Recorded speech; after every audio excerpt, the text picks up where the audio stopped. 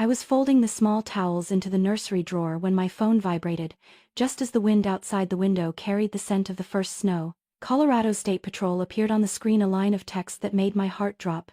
Mrs. Carter, your husband, Landon Pierce, has just been taken to St. Mercy. I held onto the edge of the crib to steady myself.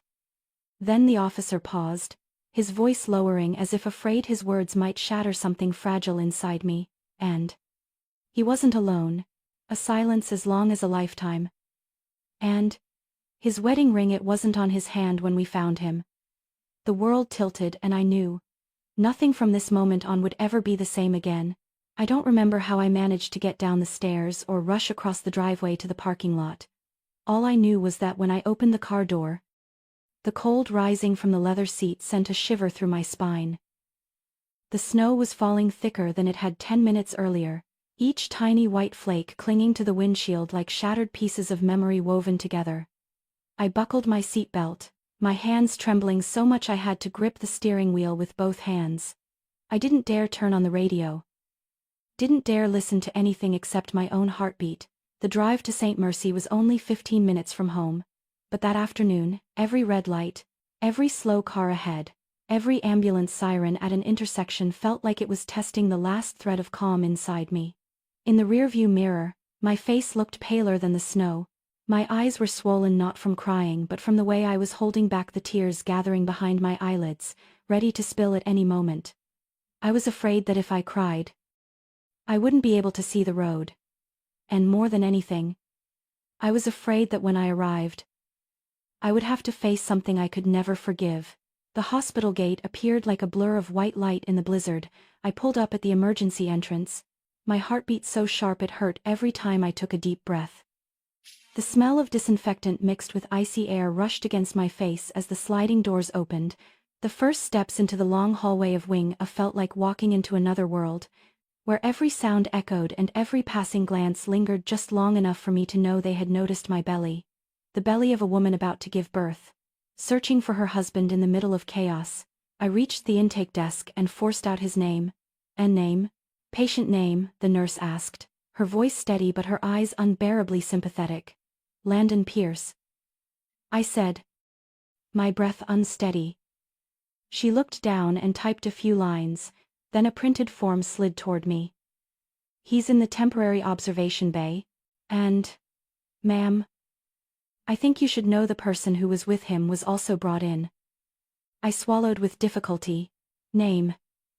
The nurse didn't answer, she simply tilted the paper so I could see it clearly. In that moment, something inside me felt as if it had fallen straight through thin ice. "Passenger, Mira Lane." Mira, the girl who often brought chocolate chip cookies to my door every weekend. The one with the warm smile and the familiar question, "Is the baby kicking more now, Rose?"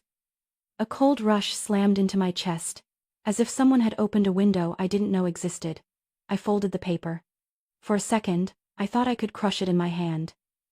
But my hand was too weak, and that weakness made my heart ache even more. The nurse looked up at me, concern flickering in her eyes. "Do you need to sit down? I can get you some water." "No." I shook my head. Just show me where his room is." She pointed down the hallway to the left. I began walking, but each step felt 10 pounds heavier than the last. Along Wing B, the air felt strange, the scent of antiseptic thickened, the lights grew harsher, and an emptiness settled around me. My belly felt heavier too, as if the baby sensed something was wrong and pushed against me in frantic little kicks. I turned the corner, nearing the nurse station. An older nurse stood there, glasses on, her face stern but kind. "Mrs. Carter?" she asked softly. I nodded. "Your husband is stable now. A strong impact, but not life-threatening. He's being moved to observation." I gripped the counter and took a long breath. "Thank you. Thank you so much." The older nurse seemed like she wanted to add something, paused, then spoke gently. "The passenger. She's in the room next door. She's not seriously injured. But she seems, what? Very shaken." I couldn't tell what was rising inside me, anger, confusion, or just a small crack running through my heart. She handed me a clipboard to sign. I didn't look at the paper again. I knew I would lose whatever stability I had left if I saw Mira's name one more time. I signed quickly. The nurse placed a light hand on my wrist. "Do you want someone to walk with you?" I shook my head. The last thing I wanted was another witness to my collapse. The hallway leading to the observation rooms felt so long that I suddenly felt like I was walking through a tunnel with no end.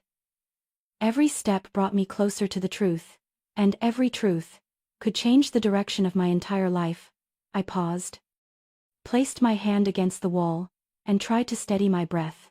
From far away came the sound of a doctor's shoes and the soft beeping of monitors like my own heartbeat.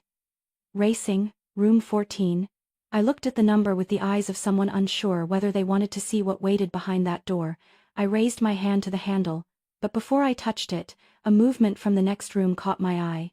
The door of room 15 was slightly open, and through that narrow gap, I saw a silhouette so familiar my heart jolted. Dark hair, tied neatly, a cheekbone with a tiny freckle I remembered clearly from the times she smiled at me in the hallway, an arm wrapped in bandages, and vacant, dazed eyes staring into nowhere, as if she no longer recognized where she was. Mira Lane. The woman who used to lean down and gently stroke my belly every time we met in the elevator. Asking a question so sweet it had never once occurred to me it could turn into a shard of pain. "Rose, was the little one good today?" At that moment, the door of room 14 opened, and a young doctor stepped out. "Mrs. Carter, you're here. I'll take you in." I don't remember whether I nodded or simply stood still. I only knew my heart tightened, and something in the air, something small, something fragile had just snapped. Not exactly because Mira's name was on the paper. Not exactly because Landon's wedding ring was missing from his hand, but because I felt something was seriously wrong. Just not in the way I had thought. I stepped into the observation room in a strange state, as if my body had walked in first, while my mind was still stuck somewhere in the hallway, where I had just seen Mira's silhouette through the cracked door. The door closed softly behind me, shutting out the sounds of life outside, leaving only the thick scent of antiseptic and the cold white light that felt like it was seeping through my skin. Landon lay on the bed to the right, his left arm secured in a brace, his face pale and still enough that it scared me that if I walked too close, I might hear something I wasn't strong enough to handle. But what made me stop wasn't Landon. It was Mira. She lay on the bed to the left, her right leg bandaged up to the knee, her hair a tangled mess, her eyes swollen from crying. But Mira wasn't looking at me. She stared down at her hands, as if trying to gather the pieces that had fallen from a life she didn't understand how it had shattered so fast. And between the two beds, standing like a shadow separate from both, was Daniel Lane. He turned the moment he heard the door, his dark brown eyes sweeping across my face slowly. Too slowly to be surprise, but not slowly enough to be indifference. That look made me feel something strange, like he had been standing there for a long time, waiting for me, not waiting for news about his wife. I hadn't even taken another step when Daniel spoke. His voice was low, steady, without a trace of the panic or trembling you would expect from a husband told that his wife had just been in a crash with another man. "Finally, it's happened." The sentence struck my ears like a thin needle-piercing fabric, small enough not to be loud, but sharp enough to make my chest tighten. I stared at him, trying to find anger, sadness, betrayal, anything a normal person might show in a situation like this, but I saw nothing, only something that looked like he already knew. "What are you talking about, Daniel?" I asked, my voice both soft and hoarse.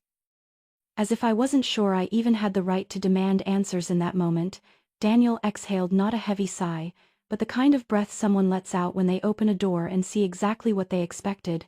"I knew you would come," he said, his eyes shifting from Landon to Mira. "I also knew this day couldn't be avoided." I felt the air in the room tighten like a drawn violin string. Mira burst into harder sobs, as if that sentence had knocked away the last anchor keeping her steady on the hospital bed. She covered her face with her hands, her shoulders trembling uncontrollably. I took another step, my legs feeling like stone. "Daniel," I said slowly, "what do you mean?" He didn't answer right away. That unsettled me even more. He looked at Mira, his expression nothing like that of a husband in pain. It was colder, farther, as if she was no longer the center of this story. Rose? Daniel said, turning back to me. I think there are a few things you need to see before I say anything. I blinked. What things? Daniel reached into his coat pocket and pulled out a small object, a silver USB drive. Cold and gleaming under the light, Daniel stepped forward, lifting the USB high enough for me to see the faint scratches on its metal surface. Landon gave this to me 2 weeks ago, Daniel said, his voice neither loud nor quiet. And he told me, if anything happened to him, I had to give it to you. Why would he give it to you? I asked, the question slipping out instinctively. You two aren't even close. Not close, Daniel repeated, looking straight into my eyes. But some things, people can only say to someone on the outside. I wanted to sit down. To hold on to something. To find something solid. But my legs refused to move. Mira lifted her head slightly, her voice frayed like a thread pulled to its final limit. Daniel. Don't do this. Not right now. Daniel turned toward her, his gaze sharpening so suddenly that I shivered. Not right now, he repeated. If not now, then when things get even worse. A cold rush ran down my spine. I didn't understand everything, but I understood enough to know that what was happening wasn't what I had thought. Daniel turned back to me. There's something very dangerous that Landon uncovered, he said slowly. And Mira got pulled in only because she was in the wrong place at the wrong time. Mira broke into sobs again. I didn't know anything. She choked. My sister is missing. I just wanted to find a clue. I didn't know things would end up like this. I looked at her. The initial anger inside me pulling back, making room for a shapeless confusion. Daniel exhaled sharply through his nose, as if fighting the urge to explode. Rose, he said, this isn't my story. And it's not entirely Mira's either. He extended the USB toward me. This is your story, and Landon's. I reached out, but my hand was shaking so badly that Daniel had to take my hand and place the USB in my palm himself.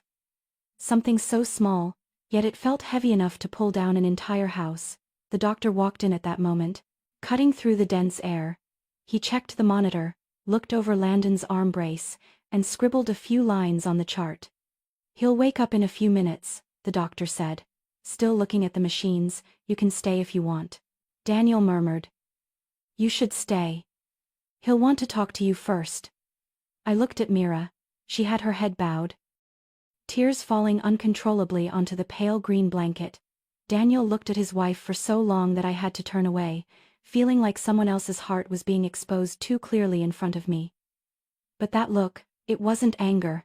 It wasn't disappointment.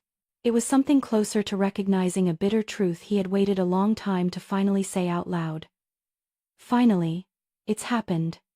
He whispered again. This time not to me but to himself. I looked at the USB in my hand, the coldness of the metal seeping back through my skin.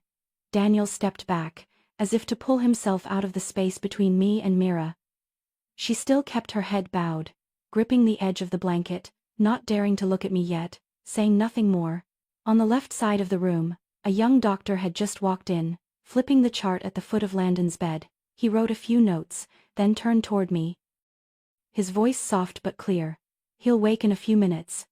When he does, it's best if you ask him directly, before the pain medication kicks in again. I flinched slightly. Ask him what? The doctor glanced quickly at Daniel, and then at Mira, as if weighing whether he should say more.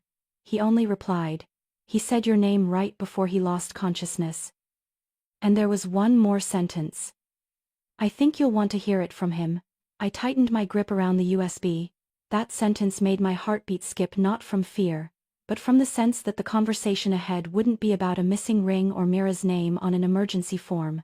Beside Mira's bed, the monitor began beeping faster because she turned too sharply. Daniel placed his hand on the rail near her, glancing at his wife briefly before turning back to me, his voice low and clipped. You should prepare yourself. Landon knows more than you think. I inhaled deeply, stepping half a pace back to steady myself. The air, cold as it was, carried the distinct feeling that someone was waiting for me to act, as if holding this USB was only the beginning. Outside in the hallway, the wheels of a gurney rolled along the floor with a steady rhythm. Pulling me back to the present, I looked at Landon once more. Then at the doorway opened just a crack, and I knew I was no longer standing on the edge of this story. I moved toward the chair beside his bed, placed the USB on my lap, and waited for him to wake up, not to ease my mind, but to know what exactly he thought he was hiding. I hadn't even managed to sit down when Daniel motioned for me to step outside. He didn't raise his voice, but his eyes were enough for me to understand that whatever he was about to say shouldn't be spoken in front of Mira, or anyone else in that room. I followed him into the hallway. The door closed softly behind us, leaving inside the steady beeping of monitors like they were masking something. The hospital lights washed over my already tired eyes, making everything feel brighter than it should. I leaned lightly against the wall, one hand supporting my belly, the other half curled around the USB that had been placed in my palm only minutes earlier. Daniel stopped beside the small window overlooking the parking lot.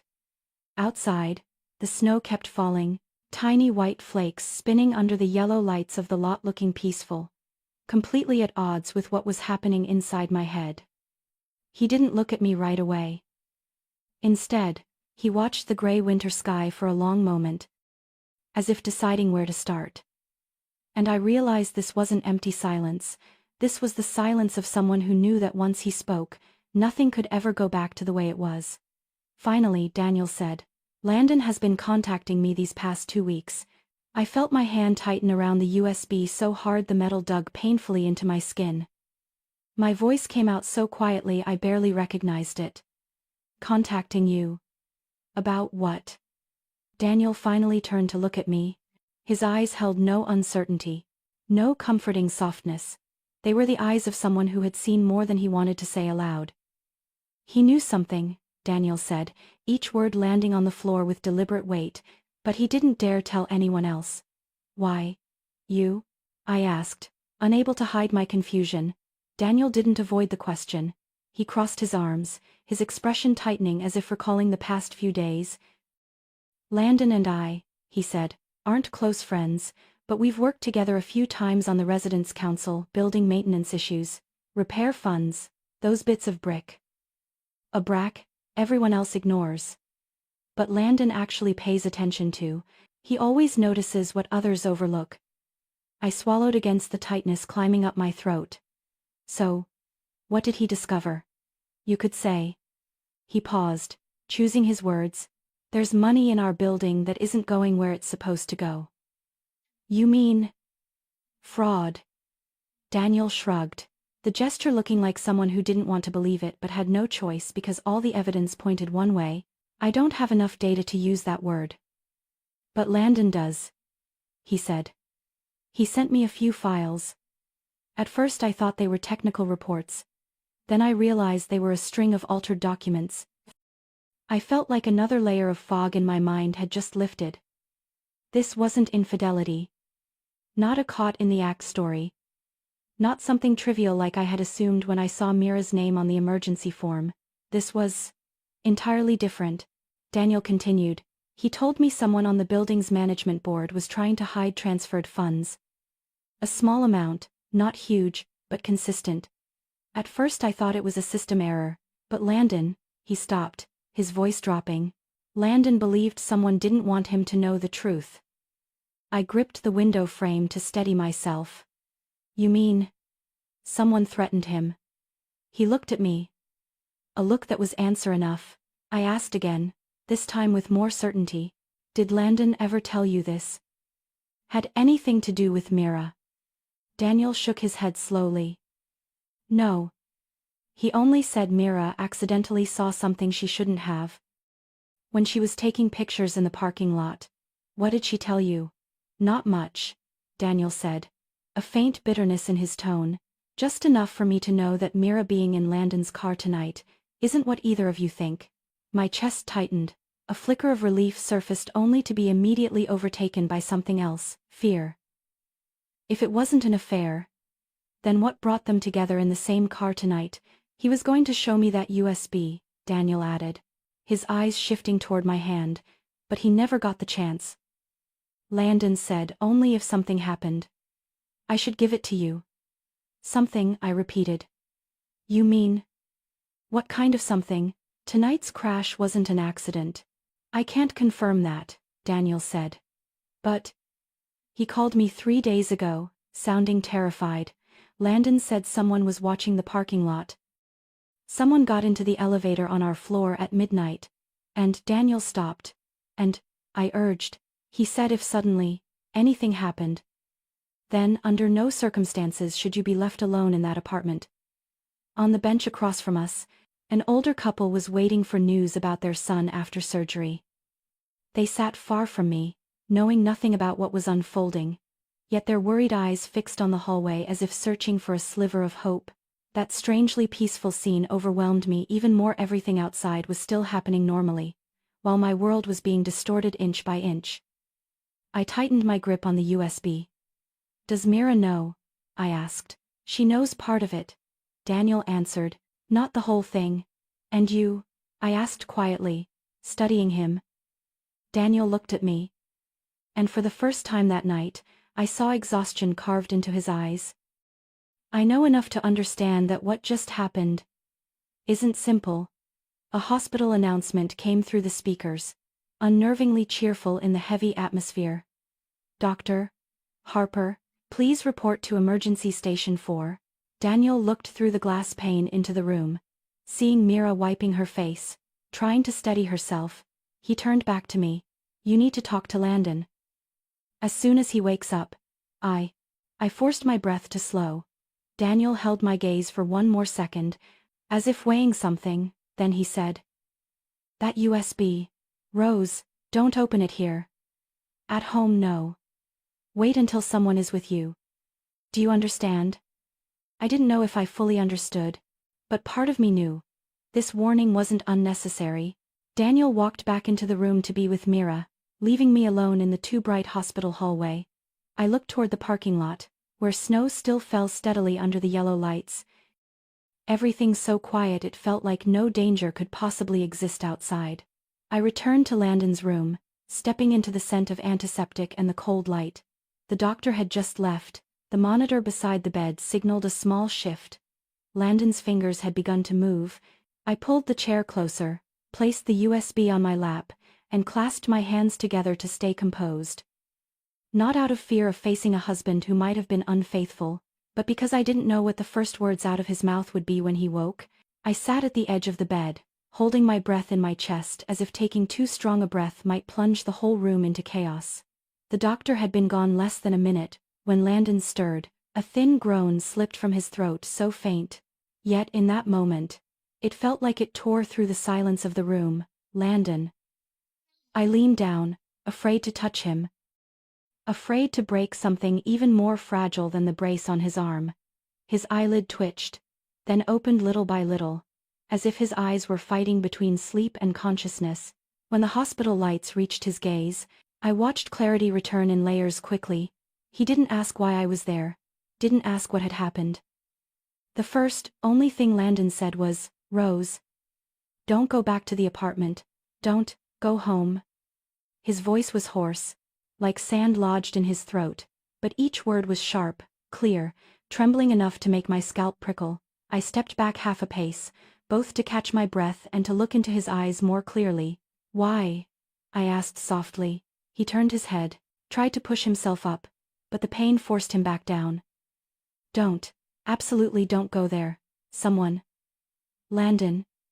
Before he could answer, Mira's faint voice drifted from the other bed. She was lying on her side toward us, half her face hidden under her bandaged arm. She didn't look at me. Didn't look at Landon, only at some empty corner of the room. They tried to kill him. Mira whispered. Not because of me. The words dropped into the room like a heavy piece of metal. For a few seconds, I thought I had misheard. But Mira's trembling hand said she wasn't confusing physical pain with the truth. Landon closed his eyes for a moment, as if Mira had spoken aloud the thing he hadn't wanted to say in front of me. 1 second, 2 seconds. Then he opened them again. Just as Mira turned toward the wall, curling into herself as if wishing to disappear. I stood up straight, my fingers subconsciously reaching into my coat pocket. Where the USB lay, I pulled the chair closer. Set my bag on my lap. Then took the USB out. Landon. This? You gave it to Daniel. You wanted me to see it, didn't you? His throat moved in a swallow, and that was his answer. Not a nod. But an admission. I opened the hospital laptop. A nurse had left it on the table, the screen glowing faintly in the corner. When the USB clicked in, the tiny sound felt like an offbeat heartbeat. I scanned the folders. They were all coded: A7-21, CAM, B2 log BLK3. I clicked on the first file marked in red, a marker Daniel said Landon had added so I wouldn't confuse it.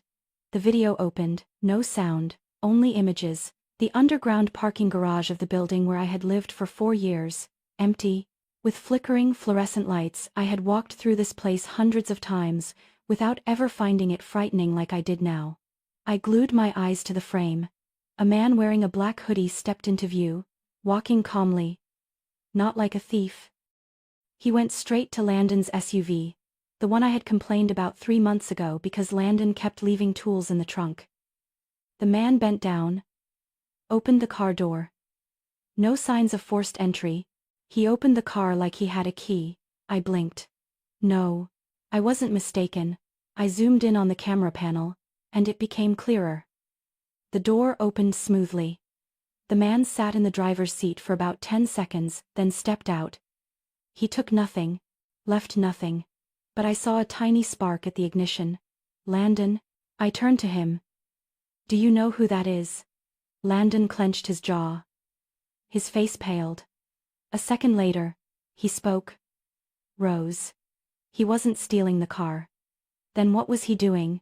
Are planting something, Landon said, his voice so low I had to lean closer. They just needed the engine to start, and it'd all be done. Why?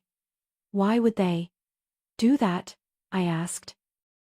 Like someone standing before a locked door. Knowing what lay behind was something they weren't ready to see. Because I knew too much. Landon replied. Mira turned back, her eyes swollen, and for the first time that night, she looked straight at me. Rose. He saved me, Mira said, her voice thin as breath. I wasn't the target. He only covered for me because I was the first person to notice that strange car showing up a few nights ago. But they weren't after me, I asked quietly. Who are they? Mira shook her head. I don't know, but Daniel knows more than he's saying. Landon immediately turned toward Mira, his eyes widening in panic. Mira, no, don't drag Daniel into this. Landon, Mira's voice broke. You don't understand.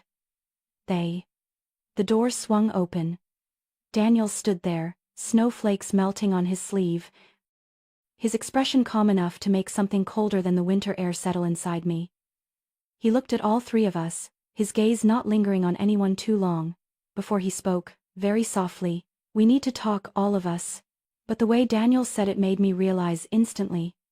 He didn't walk in to ask whether his wife was okay. Rose, he said. There are things you need to hear. And I'll say them before Landon does. Landon pushed himself up, pain twisting his face. But he still tried to sit. Daniel, no. Not now, not now. Daniel repeated, his voice low. After your car exploded halfway down the road, after Mira got dragged into it, after Rose saw that footage, this is exactly the time. I turned to Landon, his eyes held 1,000 things trying to break out but locked behind them. He shook his head at me, very slightly, as if telling me not to listen. I placed my hand on the edge of the table, tightening my grip, then looked at Daniel. I'm listening, I said. Daniel turned, the light casting his face in a harsher, more unfamiliar expression than I had ever seen on him. Tonight's crash, Daniel began, wasn't the first incident. 2 weeks ago someone tried to ram Landon's car in the garage. Why didn't you tell me? Landon finally looked at me. In his eyes wasn't just fear for himself, there was something that looked like despair. Rose. I didn't know how to tell you without pulling you into it. He whispered. I thought. If you stayed away, you and the baby would be safer. Our member sentiment.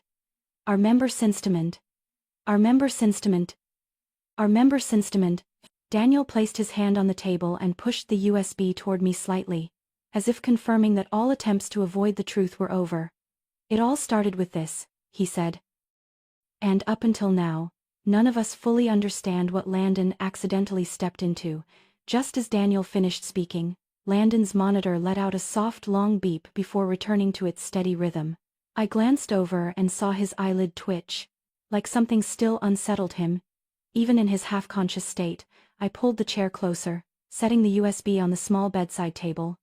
My fingers brushed the cold metal, and for the first time I felt something clearly. Whatever was on that USB was not something Landon ever meant to hide from me forever. Daniel stood by the door, both hands in his coat pockets, his eyes wary not of me but of the doorway, as if expecting someone to walk through it. Mira sat with her head lowered, her shoulders trembling lightly as if she could still hear the screech of brakes in her mind. The baby kicked once slow, firm as if reminding me to focus. Daniel, I said, my eyes still on Landon. If you know anything else, say it. He glanced briefly at Mira, then stepped forward. That USB doesn't have only video. I didn't speak. I waited. There's a list, Daniel continued. Times, movement logs, names of people entering the garage at unusual hours. I turned to him. A list of who? Daniel looked at me, and for the first time all night, the calm expression slipped from his face. Of the people Landon believes are involved. I didn't ask further. Daniel nudged the USB a bit closer gently, as if afraid a strong movement would break everything. Landon cracked his eyes open, trying to lift his head. I immediately stood up to support his shoulder. He looked at me first, not with the eyes of a husband who had done something wrong, but of a man who knew something terrible had arrived at the door before he could stop it. Rose. His voice was so hoarse it was almost just breath. You must not look at that. When you're alone. I squeezed his hand. Then tell me. What's in it? Landon swallowed, his eyes shifting to Daniel, then to Mira. A very brief hesitation, then he looked back at me longer. The name of the person who opened my car, Landon said.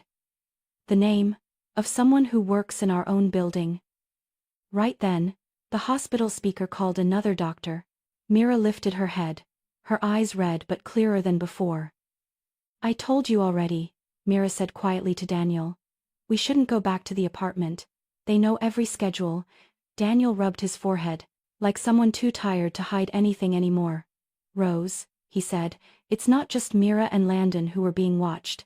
I looked at him, my heart sinking. You're on the list too. Mira lowered the blanket a little. Taking a deep breath as if bracing herself, she looked at Daniel before speaking, almost asking permission.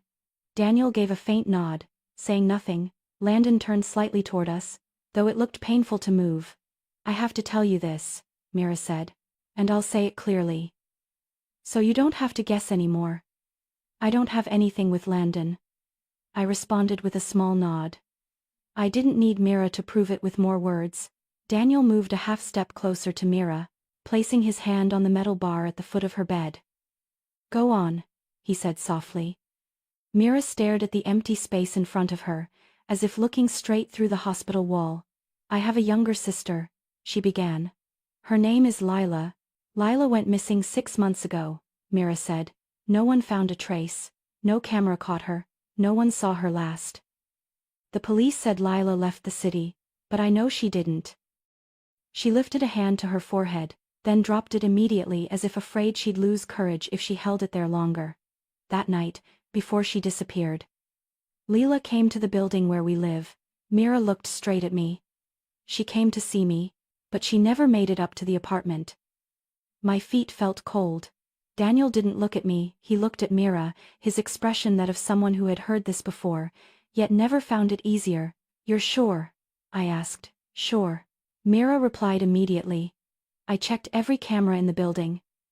Some footage was erased, but 2 clips were left.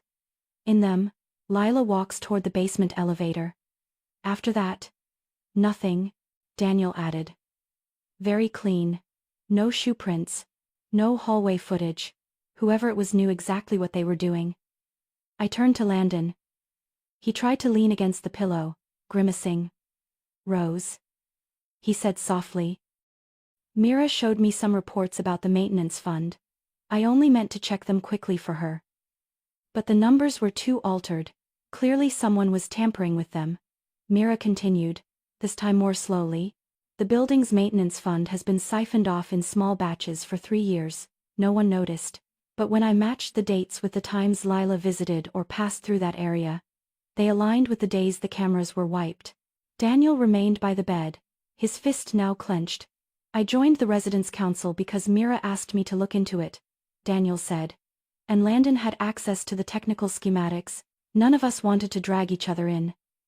But if we wanted to understand what happened to Lila, we had to look. So the 3 of you work together? I asked. Yes, Mira answered, not sneaking around romantically. We were trying to see who was hiding something in that building. Landon narrowed his eyes, his voice low and rough. And I think they knew, Daniel clarified. A week ago, Landon was chased in the garage. 3 nights after that, Mira heard footsteps behind her when she left the gym. And tonight, they were hit the moment they pulled out of the basement. Mira pulled the blanket up, gripping the edge tightly. Rose. I know you're pregnant, I didn't want to pull you in, but I swear, tonight's crash wasn't aimed at me. It was aimed at Landon. Landon shot Mira a look. Don't say that. Landon. Daniel cut in. She's right. I stared at Landon for a long moment. When did you know? About 3 weeks. You didn't tell me because you were afraid I'd worry. Afraid the baby, and I would be in danger. Mira spoke again. We met a few times, in the cafe near our building. In the empty units no one has moved into yet. Not an affair. We were cross-checking records. Daniel added. And tracking a few people in the building. 3 have access to the camera room, 2 can approve the funds, 1 person knows the backdoor code to the basement elevator. You know who that person is. Daniel didn't blink. There's a name. But not enough proof yet. Mira tilted her head back, her eyes toward the ceiling. Lila once told me, don't trust anyone on the management board. Back then I thought she was just stressed from work. But now. The sentence hung unfinished. But it didn't need to be completed. Daniel braced his hand on the bed rail, his face pulled tight like a wire. Rose, this is no longer just Landon's or Mira's problem. You live in that building. Whoever's been watching them knows the schedules, the habits, and even the personal information. Landon shifted, trying to reach out toward me. Rose. You have to leave that place. I didn't answer. Not because I hesitated.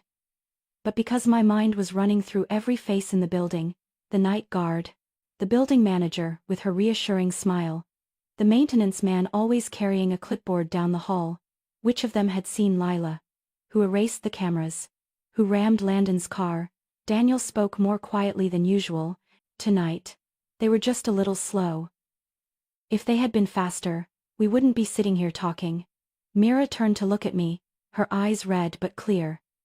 You don't have to believe me, but believe this, I already lost someone in that building. I don't want to lose anyone else. I stood up, not because I wanted to leave, but because sitting too long made my back ache.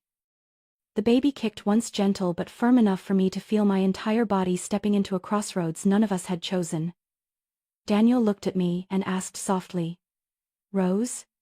Do you want to hear the rest? I looked at all 3 of them. The answer was already there. Not to end anything, but to begin the most dangerous part of the night. I left the hospital when the clock was close to 3 in the morning. The parking lot was covered in a thin sheet of snow, and the yellow streetlights made the car windows glisten as if someone had just touched them. I stood outside my car for a few seconds, my hand on the door, checking my surroundings out of instinct. No one was there, but the feeling that someone had just left lingered in the air. I opened the door, buckled my seatbelt, and only when the engine started did I realize my hands were so cold I could barely grip the steering wheel. Snow fell heavier on the drive from the hospital, each flake hitting the windshield like quiet knocks, reminding me to stay alert. I didn't plan to stay home long. Daniel had been clear. Go with someone, but Daniel and Mira were still at the hospital. and Landon couldn't even sit up. I didn't want to call anyone at this hour. And I needed my prenatal file, a few clothes, and the medication the doctor told me to bring if I had to stay somewhere else. I turned off the headlights completely before stepping out. The parking lot in front of the building was darker than usual. The bulb near the elevator door had been broken for days. And the building still hadn't fixed it. I pulled my coat tight, kept one hand in my right pocket, pretending to look for keys, but really holding the pepper spray I always carried. The lobby was empty, no night guard at the desk. I tapped my card on the elevator scanner, heard the familiar beep, and stepped inside. The door opened with a soft ding. The hallway was long and quiet. Every apartment door was shut, and the motion sensor lights glowed faintly along the floor. I walked to my door. Turned the key. The lock opened normally, no signs of tampering. But the moment I opened the door, I knew something was off. Just a few minutes, I whispered to myself. I turned on the kitchen light first. The white light spilled over the clean granite counter. The towel I folded earlier still in place. No one had rummaged through the kitchen. No stray hair, no cabinet door left open. But when I passed the living room, the darkness at the end of the hallway seemed darker than usual, as if something was blocking the light. I continued forward and turned on the bedroom light. Everything was intact. The blanket I folded was still on the bed. The closet shut. Nothing out of place. I turned toward the nursery. The door was ajar. I was certain I had closed it before leaving for the hospital. I pushed it open with my fingertip. The room light was off, but the hallway glow was enough for me to see. The baby dresser drawers were pulled open. Little outfits hung crooked. One had fallen to the floor as if someone had yanked it and dropped it, and on the blanket a cream-colored envelope lay perfectly centered, no dust, no creases. As if someone placed it there moments ago, I stepped closer to the crib and picked up the envelope. On the front was a single sentence: "We saw you at the hospital." No sender, no signature, no obvious fingerprints. My phone vibrated hard in my coat pocket. I jerked, nearly dropping the envelope. I looked down at the screen. Unknown number, no area code. No name. I didn't want to answer. But if I didn't, the ringing would alert the neighbors and I didn't want anyone else pulled into this. I answered. The other end stayed silent for a few seconds. I heard breathing. Then a man's voice came through, low and very clear. "Rose Carter, if you tell anyone what you just saw, your baby will never be born." I froze. That voice, I had heard it somewhere in the building. More than once. I held the phone, saying nothing, listening for anything else. He hung up right after that. I put the envelope in my coat pocket and zipped it shut. I left the nursery, turned off the hall light, and walked quickly to the front door. At the end of the hallway, beside the elevator, a small camera glowed. I had never noticed it before. It was aimed directly at my door. Someone wasn't just watching Mira or Landon. They were watching me. And they wanted me to know it. I left the building like someone escaping a room with no air. The sky was shifting to the bluish gray of the early morning hours, the streets still empty. The streetlights stretching long shadows across the snow. I got into my car, locked the door immediately, and only then did I exhale. My hand rested on my belly out of instinct, not to calm myself but to make sure the baby was still safe. I didn't go straight to the hospital. I parked beside a 24-hour convenience store, turned on the car's interior light, and checked my coat pocket. The envelope was still there. My phone was silent. I sat for a few minutes, listening to the heater hum, then turned the car back toward the hospital. Daniel had said, "Don't go alone," but it was too late for that. All I could do now was return to a place with lights, people, and locked doors. The hospital hallway was the same. The disinfectant smell, rubber-soled footsteps, machines beeping steady notes. But when I opened the observation room door, something felt different. Mira was more awake, leaning against the headboard, and Daniel sat in the chair, his hands clasped, elbows on his knees. He turned when I walked in. "You shouldn't have gone home," he said immediately. "I know," I answered softly, Landon was more alert too. He looked up, his eyes still hazy but clear enough to recognize my face.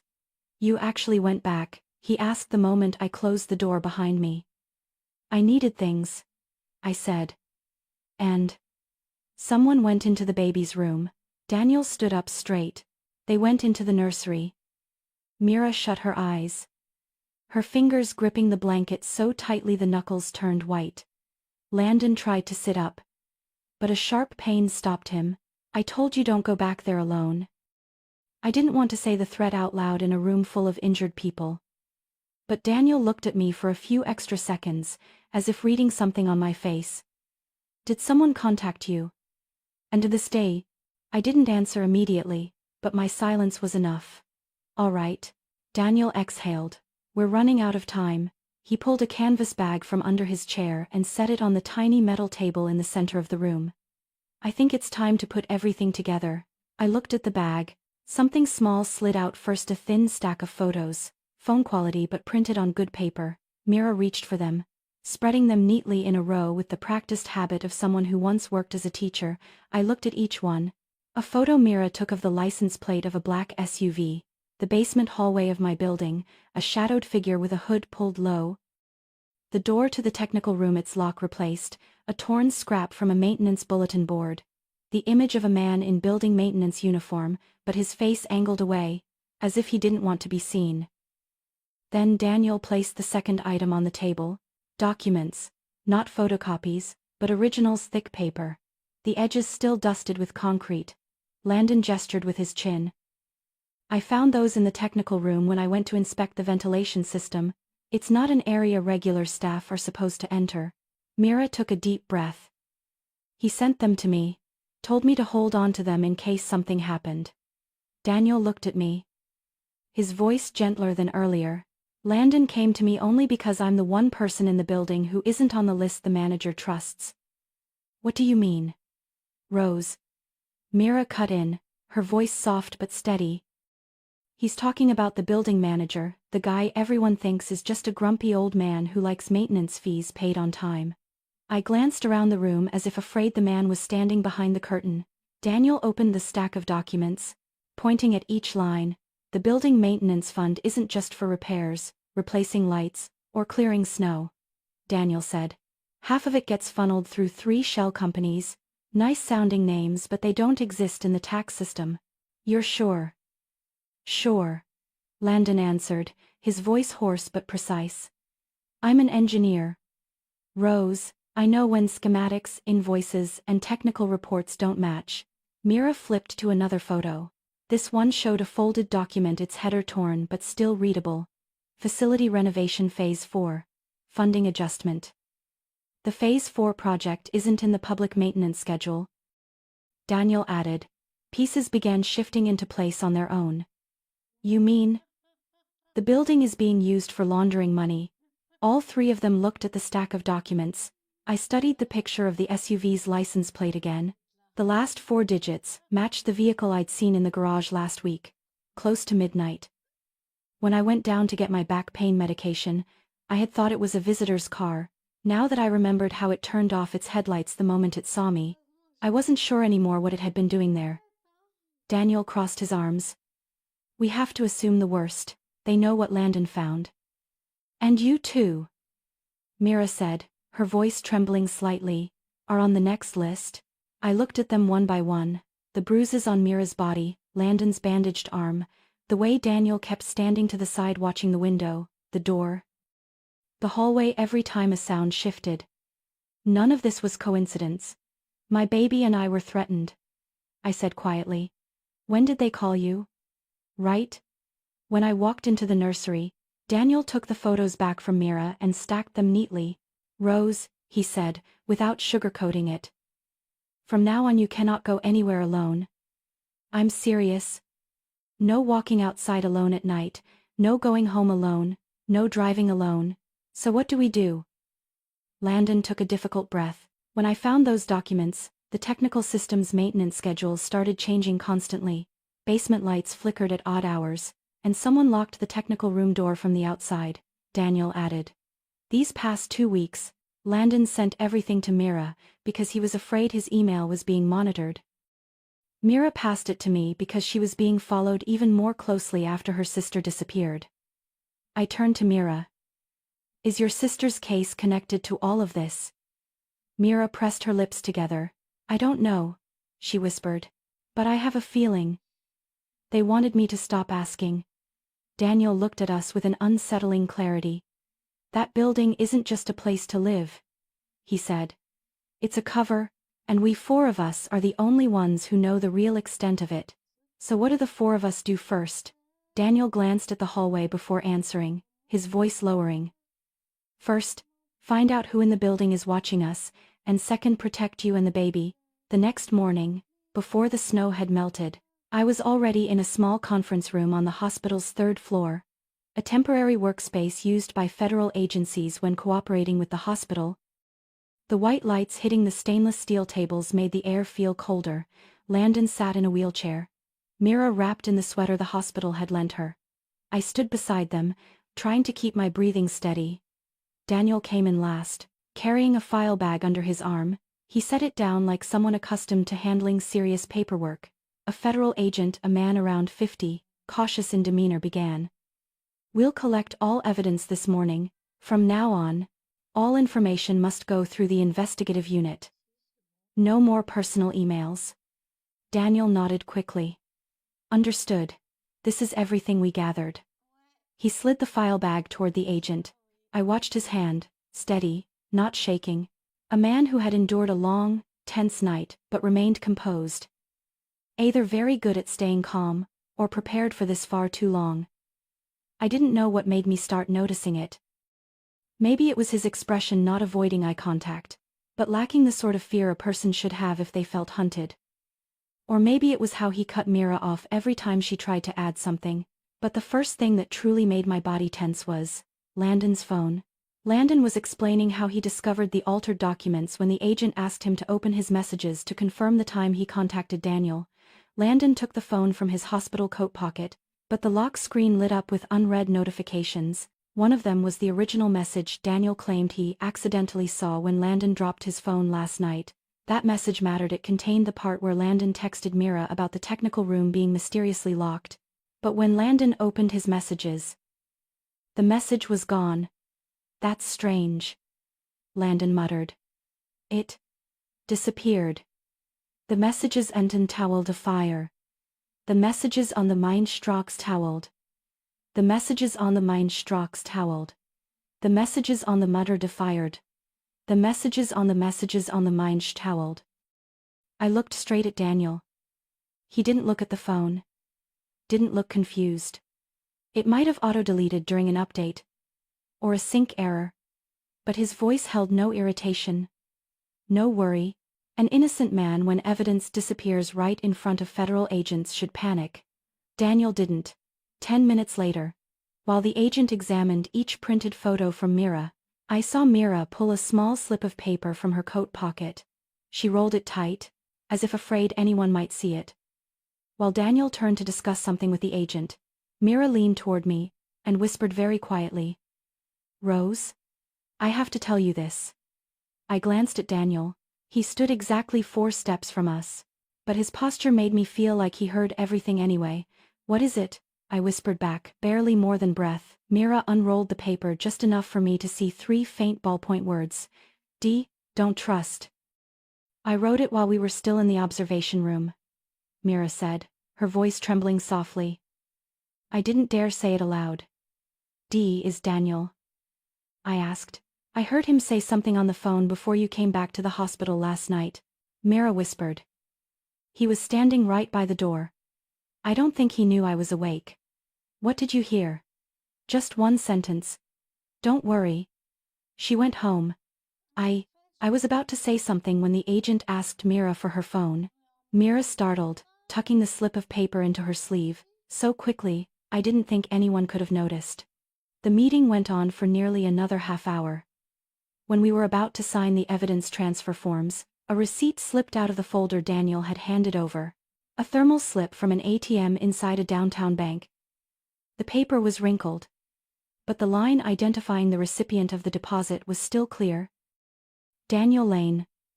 Deposit $4,000, not like a regular paycheck, and dated exactly the day Landon had his first incident.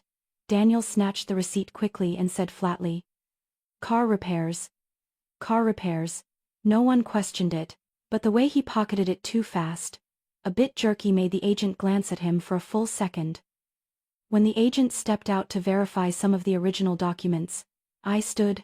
I hated confronting anyone in a hospital room, but here in a sealed conference room, no nurses, no passers-by, there would not be a better moment to look Daniel straight on. I walked over to the table where he was bending down to tie his shoe. Daniel, I said. He lifted his head, calm expression, as if I was about to ask to borrow a pen. What do you want? Last night. Who were you talking to on the phone? 1 second, 2 seconds, then he gave a small smile like someone who already knew the question was coming. Who told you that? Just answer me. The smile vanished. Daniel straightened, towering over me by almost a full head. The overhead lights threw sharp angles across his face. I was handling work calls, Daniel replied. What kind of work requires you to tell someone I was home? I continued. And the message in Landon's phone, the only person who touched it last night, was you. Daniel's posture stalled for a beat. I don't need to read your friend's messages, he said. But you saw it. I answered. You're the one who reminded me about it last night. His expression shifted. No longer neutral. Something like regret. No, not regret. Anger at being figured out. Daniel. Landon's crash wasn't an accident. He didn't deny it, didn't even try. Then he said one sentence, his voice no longer even pretending to be normal. Landon brought that on himself. Mira exploded. You hired someone to do it, didn't you? You thought Landon was having an affair with me, so you. Be quiet. Daniel turned back to me. Don't think I didn't know how often Landon came to my apartment. He continued, voice low, almost a hiss. I just didn't expect all of you to catch up so quickly. Landon gripped the wheelchair handles so hard his knuckles went white. You thought I was sleeping with your wife. Landon growled. Daniel didn't confirm it. His eyes said everything. I told them to scare him. I didn't think they'd go that far. Who is they? I asked. Daniel smirked faintly. People you don't want to name. I heard the faint scrape of Landon's wheelchair wheels as he tried to turn toward Daniel. Mira stood frozen, one hand against her chest like she had to hold her ribs in place.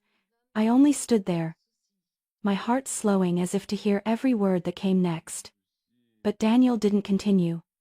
He only looked at me, no remorse, no plea, no attempt at justification. A very still look, quiet in a dangerous way. I guess, Daniel said softly, this is where it ends. I don't know what made me move fast enough to grab my phone from my coat pocket. Maybe maternal instinct. Maybe fear. Maybe the sense that if I didn't do it right then, I never would. I pressed record with my thumb right inside the pocket. No one saw. And I kept it running. Agent Parker walked back into the room at the exact moment Daniel took a step toward the door, as if he was about to walk out mid-meeting. What's going on in here? The agent asked, placing the file on the table. Daniel switched back to his normal tone instantly. Nothing. We were waiting for you. But Mira, still shaken, stepped forward and grabbed the agent's sleeve like someone at the edge of a cliff. You have to listen to us. Daniel cut her off. Mira, calm down. I pulled the phone from my pocket. Agent Parker, I said, addressing him directly. I think you need to hear this. I played the recording. I told them to scare him. I didn't think they'd go that far. Daniel's voice filled the small room, clear as glass. Mira stumbled back a step. Landon tightened his grip on the wheelchair. Daniel didn't move, but his eyes narrowed into two thin slits as if calculating escape routes. Agent Parker stared at him. Do you want to explain that? I saw the muscle in Daniel's jaw shift. He blinked once, slow, heavy, as if deciding whether it was worth keeping the act going. Then he turned to me. You're sharper than I thought, Rose. His right hand swung, knocking the metal chair aside with a piercing crash. The chair fell in a direction that startled Mira back, and Daniel lunged toward the door. But Agent Parker was faster than he expected. 2 long strides, and he blocked the exit, pressing a hand on Daniel's shoulder, forcing him back against the table. Daniel twisted. But Landon, with only one uninjured arm, managed to hook his foot around Daniel's leg long enough to slow him, just enough for 2 more agents to rush in. In less than 10 seconds, Daniel was forced down onto the steel table. Handcuffs snapped shut with a small click, but it echoed like the lid of a coffin. The files were handed over right after Daniel was escorted out. The agents didn't let us leave alone. They brought Mira back to her hospital room, took Landon for another check on his injuries, and assigned a female agent to go with me to the apartment so I could pack a few essentials. My apartment looked exactly the same as it had a few hours earlier. But the moment I stepped inside, I felt as if the space had shifted. The nursery cabinet was still open. The crib still had the faint crease where the envelope once lay. But this time, walking past it, I didn't shiver. I was just tired. So tired I almost wanted to lie down on the floor for a moment. The female agent placed a hand on my shoulder. "We'll pull every camera. When the baby arrives, we'll set up security per your request." 3 weeks later, almost everything had changed. The money laundering ring was dismantled. Daniel was arrested along with 3 maintenance personnel from the building. Mira was cleared. Even the police apologized for their initial suspicions in her sister's disappearance. They found new leads from Daniel's confession and reopened the case with full federal support. Landon healed slowly but steadily. He apologized to me several times for hiding the investigation about the building. "I didn't want you dragged into it," he said, staring at the floor. "I thought the less you knew, the safer you were." I didn't blame him. Not because I wasn't angry, but because after everything we'd seen, the hidden cameras, the envelope in the crib, the death threats, I understood why he had to do it. And I will never forget Landon in that hospital room, his hands shaking from pain, but his eyes shaking more from fear of losing me. I gave birth on a clear morning. Landon was allowed to hold the baby first. His hands still trembled a bit after weeks in a brace, but he held our child with such care that I could have watched that moment forever. He leaned down and whispered something into the baby's ear, a promise. Maybe, I couldn't hear it. I lay on the hospital bed watching the 2 of them, and for the first time in weeks, my chest didn't feel heavy anymore. Landon looked back at me. His eyes were no longer the eyes of someone carrying secrets. They were the eyes of someone who had survived a storm with me. "Rose," he said softly, "I'm sorry. You once hid the truth to protect me," I said, my voice quiet but steady. "And I'll live honestly to protect our child." Landon lowered his head. I couldn't tell if he was crying, but his hand tightened around mine, like an unspoken agreement. I looked at my baby again. The child slept peacefully, breathing evenly, a tiny hand gripping Landon's collar as if holding on to safety itself. For the first time, I felt calm, not because all the danger was gone, but because I knew whatever came next, I wouldn't be facing it alone. And that was the true beginning of our family. There are moments I still look back on, the long nights in the hospital, the trembling footsteps down cold hallways, and the second my baby held my hand for the very first time. Life sometimes takes us a long way around just to bring us back to what matters most: peace and the people who truly stand with us. If you felt something from this story, let me know. Where are you watching from? And have you ever had a turning point that made you see everything differently? And don't forget to like, follow, and subscribe so we can walk together through the next stories. Thank you for staying until the very end.